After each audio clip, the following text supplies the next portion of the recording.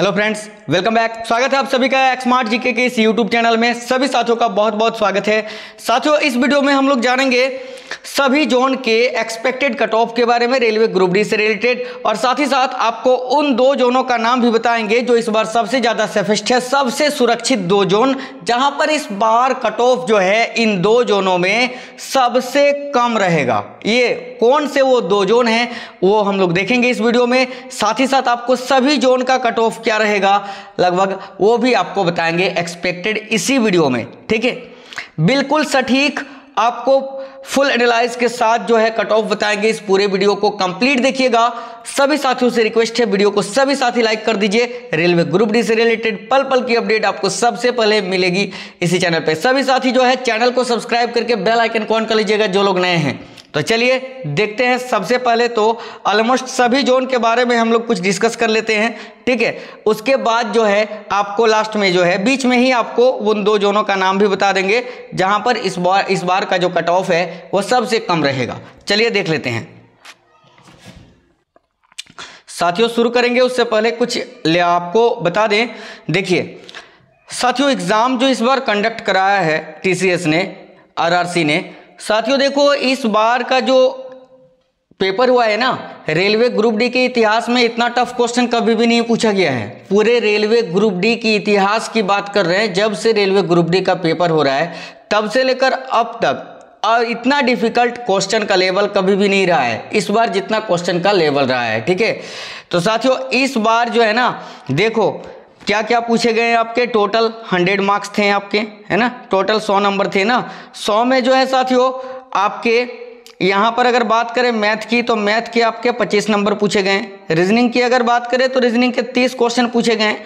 और जीके और साइंस को मिलाकर जो है साथियों, जीके और साइंस को मिलाकर जो है इधर 45 क्वेश्चन मिलाकर पूछे गए हैं, यानी टोटल मिलाकर 100 क्वेश्चन पूछे गए हैं इस बार। ठीक है, 100 क्वेश्चन पूछे गए हैं।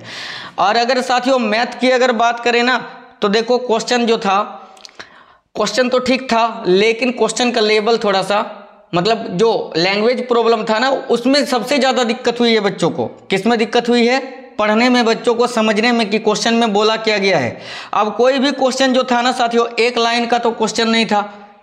ठीक है, कि केवल सिंप्लीफिकेशन के जो क्वेश्चंस थे उनको छोड़कर कोई भी क्वेश्चन ऐसा था कि एक लाइन में था आपका।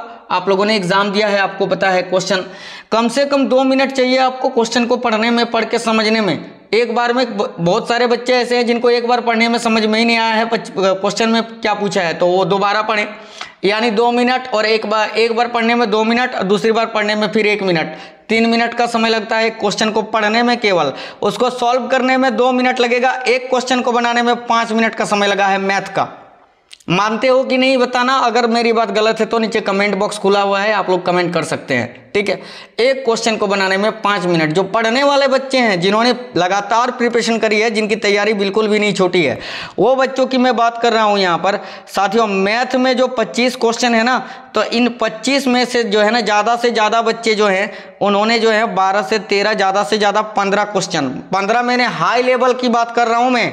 ठीक है, हाई लेवल तो 15 तो नहीं है बना पाए होंगे, 12 से 14 क्वेश्चन ऐसे हैं मैथ के जो बना पाए हैं बच्चे। रीजनिंग की बात करें तो यार रीजनिंग में भी वही हाल था।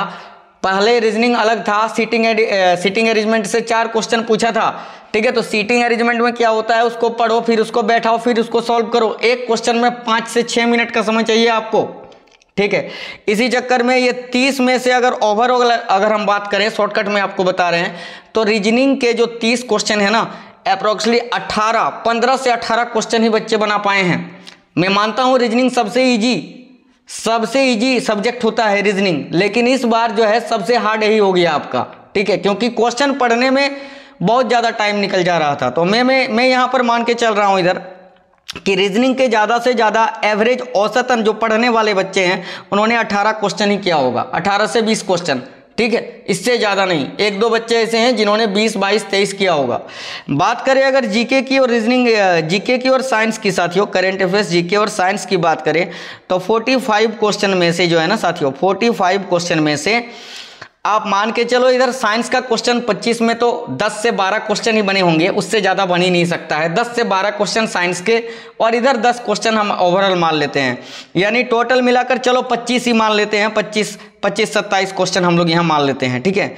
25 से 27 क्वेश्चन हम लोग मान लेते हैं इधर, ठीक है। इतने क्वेश्चन जो है ना, ये एवरेज ज़्यादा से ज़्यादा करीब जो पढ़ने वाले बच्चे हैं उनमें से 90% बच्चों ने इतने ही क्वेश्चन किया है। अब इन लोगों को जोड़ लेते हैं एक बार। 7 दूनी 14, 15 और 4 19, 9 हाथ में रहा 1, ठीक है। तो इधर हो गया 2, 3, 4 और 1 5, 59। ये है आपका एवरेज अटेम्प्ट, ठीक है। ये अटेम्प्ट है पढ़ने वाले बच्चों का। बनाने वालों ने तो 100 भी कर दिया है, जो नहीं पढ़ने वाले हैं उनको टिक करना होता है, लेकिन पढ़ने वाले जो बच्चे हैं उन्होंने ये 55 से 60 के बीच में, यानी अगर हम देखें यहाँ पर ओवरऑल तो 55 से 60 क्वेश्चन ही अटेम्प्ट हुए हैं पढ़ने वाले बच्चों का। एक मैंने 10% बच्चे ऐसे हैं यहाँ पर, जो पढ़ने वाले बच्चों की बात कर रहा हूँ, 10% बच्चे ऐसे हैं जिन्होंने जो हैं 65 से 70 क्वेश्चन, 70-75 क्वेश्चन अटेम्प्ट किया है। लेकिन 90% बच्चे ऐसे हैं जिन्होंने ये 55 से 60 क्वेश्चन उनका अटेम्प्ट ही हुआ है। और एक बात आप मानते हो कि नहीं मानते हो, कितनों भी इंटेलिजेंट क्यों ना हो, कितनों भी धुरंधर क्यों ना हो, अगर पूरे आप लेकर चलते हो एग्जाम सेंटर में ना, एग्जाम हॉल की बात कर रहे हैं, घर में सेट बनाते हो वो अलग बात है, एग्जाम सेंटर की बात अलग है।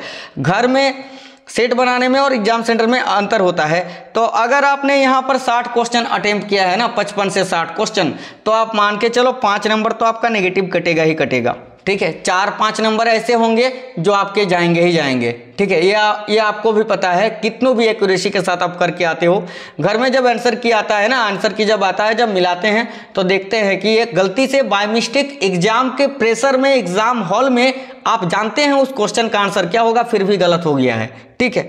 ऐसे में मान के चलिए आप एवरेज 55, ठीक है, 5 क्वेश्चन और घटा देते हैं, 55 क्वेश्चन जो हैं ये अटेम्प्ट है। 55 क्वेश्चन आपका, 50 से 55 क्वेश्चन ऐसे हैं जो नेट मार्क्स बनेगा सबका, पढ़ने वाले बच्चे। और एक बात आप जानते हो कि पढ़ने वाले सभी नहीं होते हैं, पढ़ने वाले सभी होते हैं। मैं यहाँ ओवरऑल ऑल जोन की बात कर रहा हूँ, सभी जोन की बात कर रहा हूँ मैं, ठीक है। तो साथियों, सभी जोन की अगर बात करें तो पहला फेज और दूसरा फेज ऐसा था कि जहाँ पर अटेंडेंस 40% थी, लगभग 40 से 42 या 45% इतने ही बच्चों ने पेपर दिया था। और आप लोग जानते हो कि जितने बच्चे पेपर देते हैं सभी जो हैं वो मेहनती, वो पढ़ने वाले बच्चे नहीं होते हैं। उनमें से कुछ ही बच्चे, आधे से भी कम बच्चे ऐसे होते हैं जो पढ़ने वाले बच्चे होते हैं, ठीक है। तो ऐसे में साथियों, यहाँ पर अगर आप बात करें तीसरे फेज की, तो तीसरे फेज में थोड़ा सा क्राउड था, तीसरे फेज में थोड़ा सा भीड़ था, क्योंकि बच्चे जानने लगे कि पेपर हो रहा है। एक फेज, दूसरा फेज में तो चलो कुछ बच्चों ने जान लिया था, पहला फेज में तो ऐसा था कि पता ही नहीं था बच्चों को कि एग्जाम भी चल रहा है रेलवे ग्रुप डी का, ठीक है, काफ़ी दिनों बाद पता चला था। तो तीसरे फेज में थोड़ा सा क्राउड हुआ था, तो तीसरे फेज में हम 50% अटेंडेंस लेकर चल रहे हैं। चौथे फेज में अभी पेपर चल रहा है, चौथे फेज में भी हम लोग मान के चलते हैं कि अभी 50 से 55% ही अटेंडेंस होगा, ठीक है। एक हुबली जोन बच के रह गया है, वो भी जो है आपका सेफेस्ट जोन के अंदर ही आता है, वो भी सेफ ही रहता है, ठीक है। तो साथियों, अगर ओवरऑल हम लोग अगर ऑल सभी जोन की अगर बात करें ना, इस हिसाब से जो मैंने आंकड़ा आप लोगों को बताया, इस हिसाब से अगर बात करें ना, तो देखो जनरल का कट ऑफ मैं यहाँ पर ज़्यादा ही बता रहा हूँ, कम नहीं बता रहा हूँ, इससे भी कम रहेगा, ठीक है। ओवरऑल अगर जनरल की हम कट ऑफ की बात करें साथियों, ऑलमोस्ट सभी जोनों में इस बार एक्सपेक्टेड कट ऑफ की, तो आप लोग मान सकते हैं कि 52, देखो 52 टू 54, ठीक है। ये रॉ मार्क्स की बात कर रहा हूँ मैं, परसेंटाइल के बाद जो मार्क्स होगा वो अलग होगा। ये मैं आप लोगों को एक अनुमान के तौर पर एक्सपेक्टेड, जो आप लोगों की राय थी, जो आप लोगों ने कहा है, जो बच्चों का एनालाइज है, जिन्होंने पेपर दिया है, आपने खुद दिया है, आपके अनुसार मैं बता रहा हूँ, ठीक है। ओबीसी की अगर बात करें साथियों, तो 50 से लेकर 52, ठीक है। अगर है आप लोगों का तो बिल्कुल पीटी की तैयारी में आप लोग लग जाइए। एससी की अगर बात करें साथियों हम लोग, तो यह 46 टू 48 आप मान के चलिए, इतना अगर मार्क्स आपका बन रहा है तो बिल्कुल आप लोग फिजिकल में लग जाइए। अगर एसटी की बात करें ना साथियों, तो एसटी का 42 टू 45 काफ़ी हुआ है। ईडब्ल्यूएस की बात करें तो ईडब्ल्यूएस का कट ऑफ 48 टू 50 इसी के बीच में, अगर आप लोग का इतना है तो आप लोग बिल्कुल पीईटी की तैयारी में लग जाइए।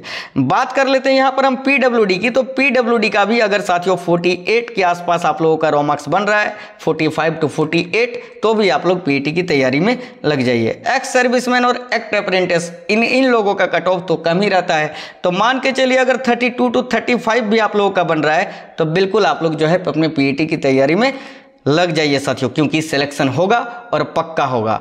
ये सभी जोन का था जो मैंने आप लोगों को एक्सपेक्टेड के तौर पर आप लोगों का जो इस बार का एग्जाम का लेवल था, जो अटेंडेंस थी, उस हिसाब से बताया मैंने। आप लोगों को क्या लगता है नीचे कमेंट बॉक्स में कमेंट कर बता सकते हैं। अब मैं उन 2 जोनों का बात करूंगा जहां पर इस बार कट ऑफ सबसे कम रहेगा। चलिए वो कौन से 2 जोन हैं मैं आप लोगों को बता देता हूं। हाँ जी साथियों, जो स्क्रीन में आप लोग देख रहे हैं बिल्कुल सही है। एक हो गया अहमदाबाद, एक हो गया सिकंदराबाद। ये 2 बोर्ड ऐसे हैं जो इस बार का इन दोनों बोर्ड का कट ऑफ बहुत ही कम रहेगा। आप पूछोगे सर कैसे, रीजन बहुत सारे हैं। देखो इन दोनों फेज का जो पहली बात तो ये कि इनमें बहुत ज़्यादा वैकेंसी है, ठीक है, अच्छी खासी वैकेंसी है। यहाँ पर काफ़ी बच्चों ने अप्लाई भी किया है, लेकिन अप्लाई करने से क्या होगा, पहले फेज में पेपर था ना, इन दोनों जोन का जो पेपर था पहले फेज में था, पहले फेज में अटेंडेंस सबसे कम रहा था 40%, इससे भी कम था, फिर भी मैंने बढ़ा के ही बुलाया आप लोगों को, ठीक है। तो साथियों देखो, अगर इन दोनों फेज में अगर आप लोग हैं तो ये जो पर सीट की बात यहाँ पर काउंट की गई है ना, ये टोटल पर मैंने किया है। 40% करोगे तो और भी कम हो जाएगा। पढ़ने वाले बच्चों को अगर देखोगे तो 12 से 15 बच्चे ऐसे हैं जो एक सीट पर आपके हैं। इन दोनों जोनों की मैं बात कर रहा हूँ। 12 से 15 बच्चे ही एक सीट पर आप लोगों के हैं, अहमदाबाद और सिकंदराबाद। अगर आप लोग इन दोनों जोनों से हैं तो बिल्कुल खुशियाँ मनाओ, क्योंकि यहाँ पर कट ऑफ जो है ना साथियों, मैं ओवरऑल बता रहा हूँ, यहाँ पर मैं मेंशन नहीं कर रहा हूँ SC ST OBC जनरल।